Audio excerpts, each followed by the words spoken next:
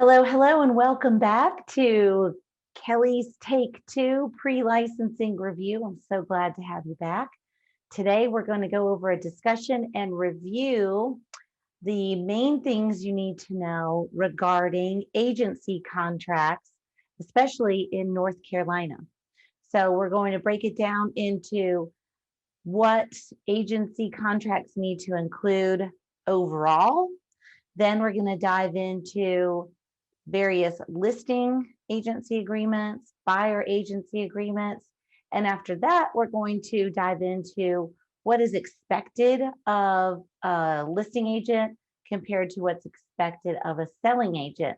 And as you recall from early on in the class, a selling agent represents a buyer, a listing agent represents a seller.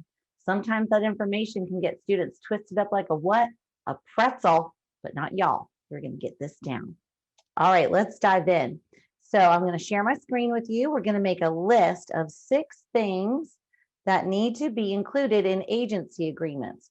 And while I'm getting my screen ready to share, do note that agency agreements are employment contracts. So that's always a good thing to remember. Agency agreements are employment contracts.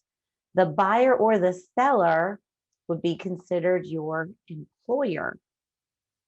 All right, so because of that, agency agreements need to include a few things. How few? 6 things. So I'm going to type it just for fun, just to shake it up a little bit and do something different. So all agency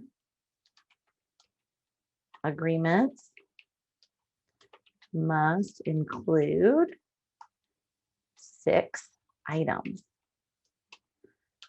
All right, let's go. You number them. I'm just going to write the information. You write the numerical representation. All right, so first of all, we need the signatures of all parties. Who's that going to be? That will either be the buyer or the seller plus the broker. All right, number next. We need to have the broker license number. Number 3, we need a definite termination date. Because why?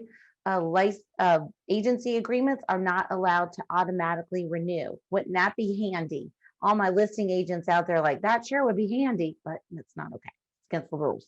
All right, termination date. We need a non-discrimination clause.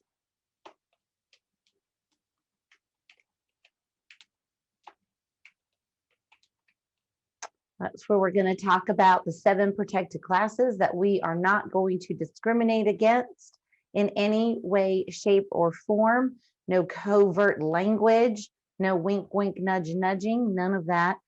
Your first violation, if you are convicted of some such thing, is a good $21,000 fine. Okay, number next, we're going to have a provision regarding how compensation is earned. So a compensation earned provision. And we're going to have something in there regarding dual agency permission.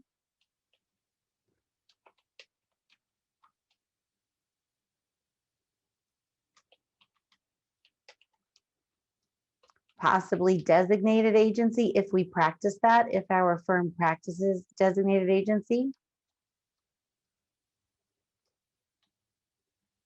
Okay. And then last but not least, I know I said 6, and I'm not even going to count this necessarily as one of the 6, but just in case it shows up, the Realtor forms in North Carolina now include a wire fraud warning, which is great because, wow, that's a nightmare. Okay, look at you go. Let's review. All agency agreements in North Carolina must include 6 items generically, signatures of all the parties. The parties would be the buyer or the seller, depending on who you're working with, plus the broker. You have to include your broker license number, a termination date, a non-discrimination clause, making sure that we are following fair housing laws, a compensation earned provision, a provision regarding permission for dual and or designated agency. And now our forms are coming with a wire fraud warning. All right, fantastic. Let's dive in now into the main types of listing agreements. Give me a second and I'll get that screen pulled up.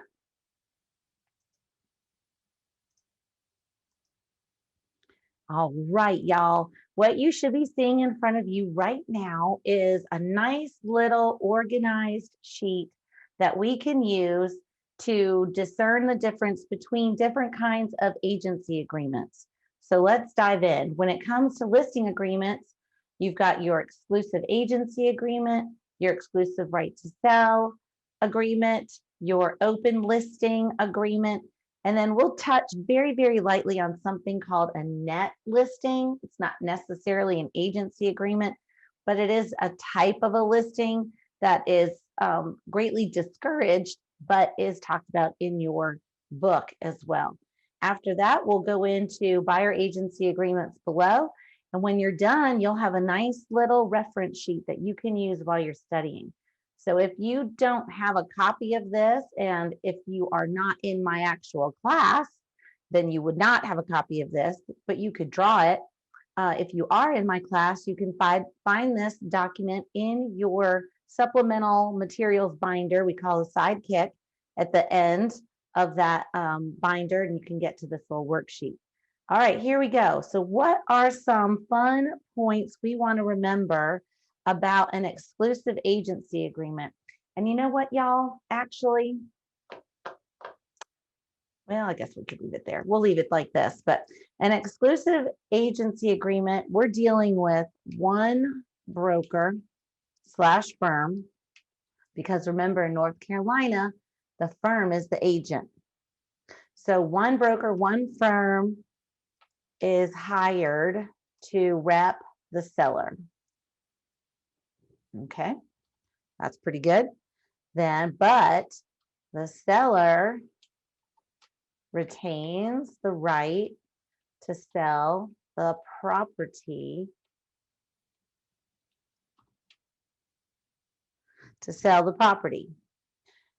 And if so, see how we want to word this. The seller retains the right to sell the property. Okay.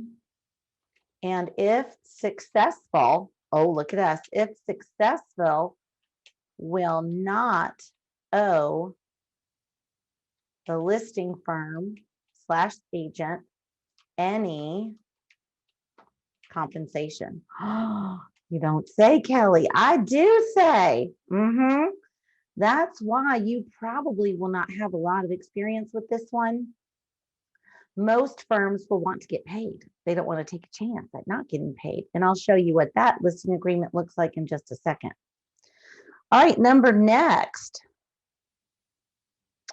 Okay, the seller must pay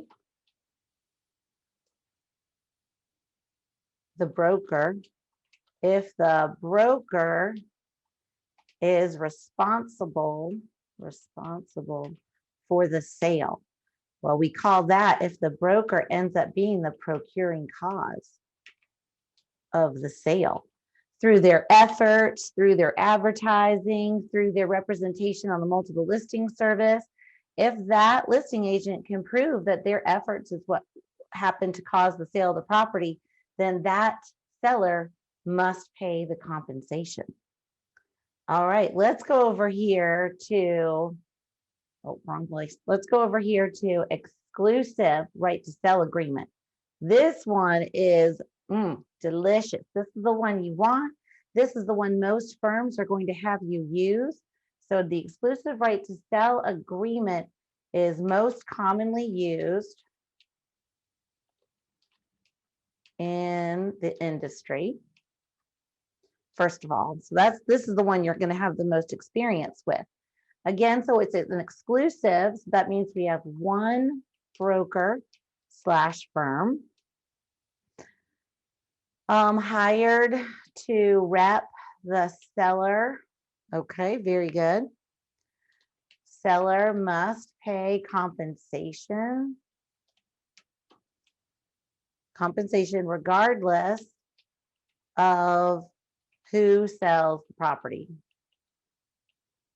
Meaning what? Meaning if the seller brings the buyer to the table, maybe it's their next door neighbor, maybe it's a cousin, maybe it's relative or some such thing. It doesn't matter the source of the buyer, the listing agent / firm is going to get paid no matter what. That's why this is the most common, because firms, what, they like to get paid. They do. Okay. Let's see here. Now, we will say that the exclusive right to sell agreement is only any listing agreement. All listing agreements really are simply offers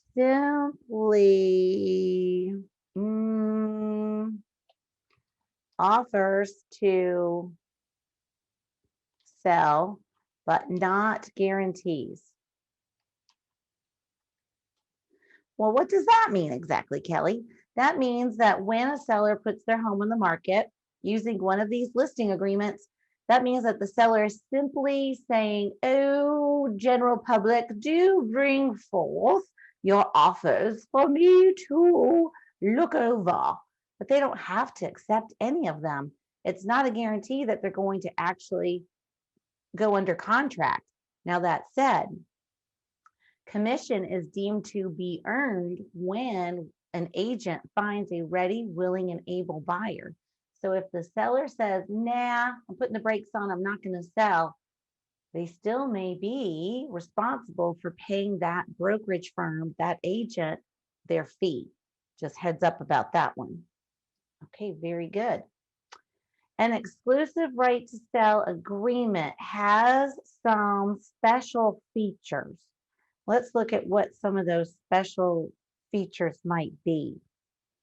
Okay, a special feature is going to be something called, so let's title this special feature.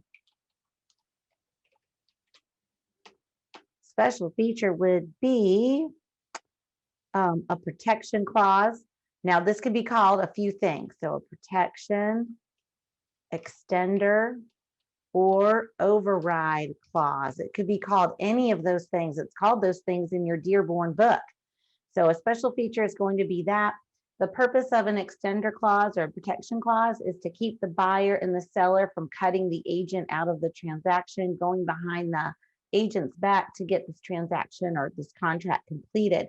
So what the extender clause essentially says, protection clause says, is within a certain amount of days, and I personally used to put 90 days there.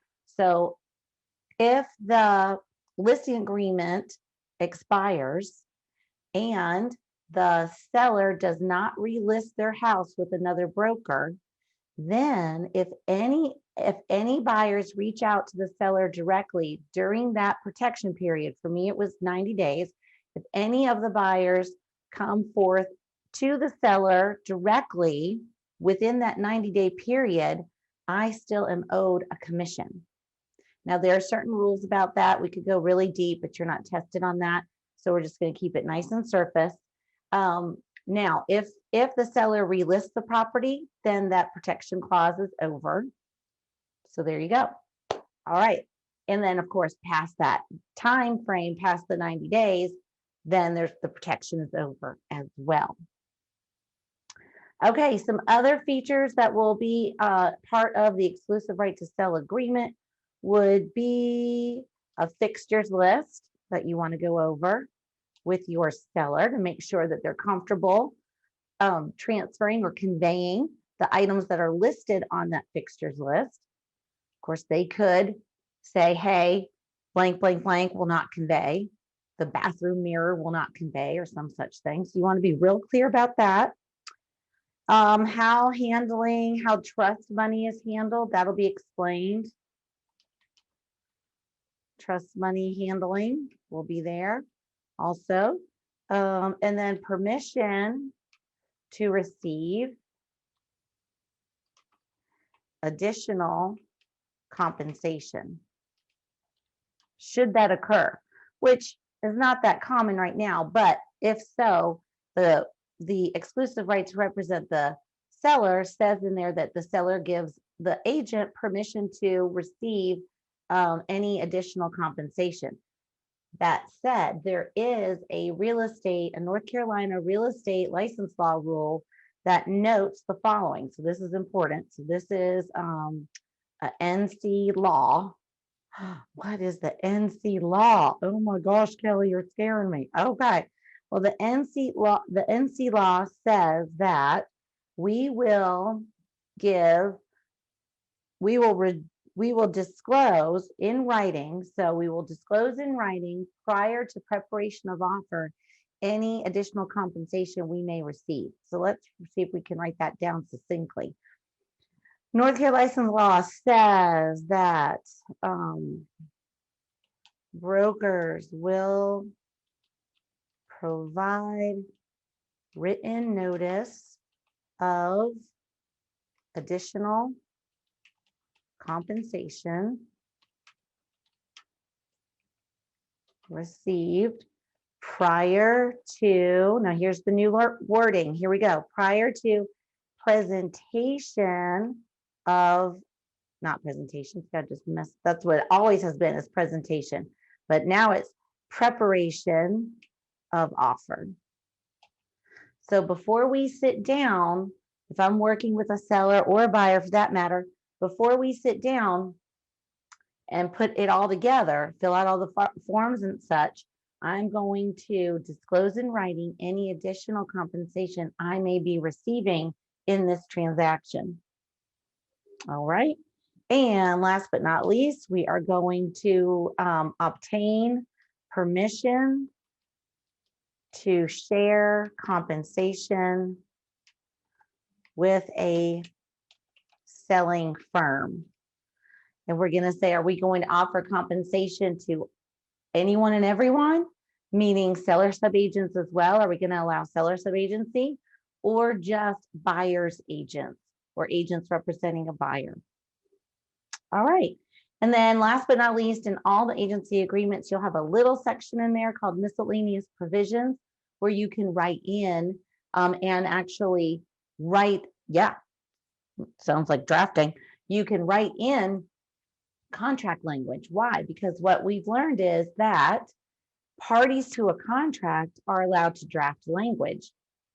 So in this situation, you, the broker, are a party to the contract. So you can write some miscellaneous provisions in there.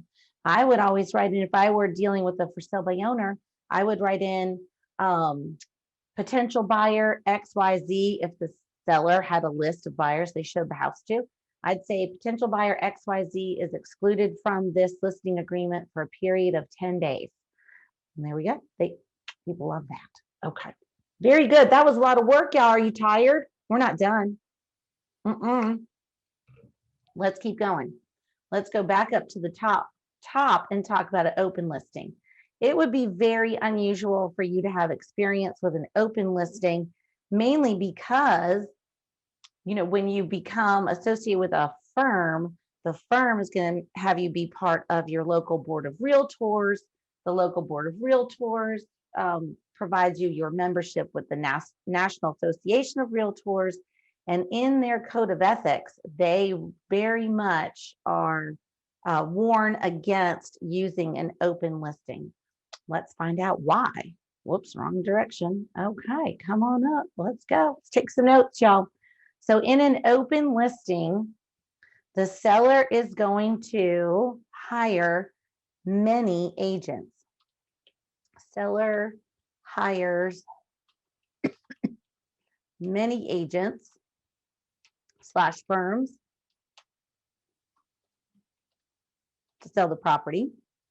So in an open listing, the seller retains the right to sell the property on their own.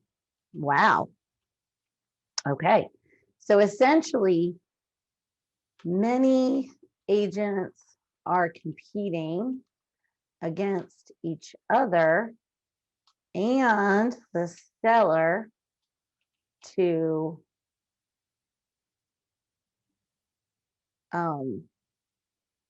many agents are competing against each other and the seller to get the property under contract. Very good. Okay.